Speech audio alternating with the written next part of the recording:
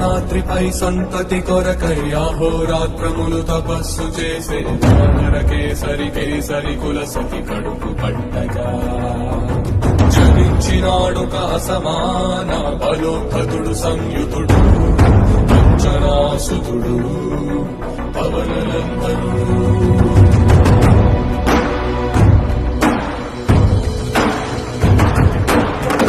కిరణముల ఉదయాత్ముని గని అది పండిన తీయని పంటను కొడు సూర్య మండలము పట్టి తినాలని వీళ్ళూరే తన దేహం నాటున రవి మరుగై జనము చీకటై పోరా.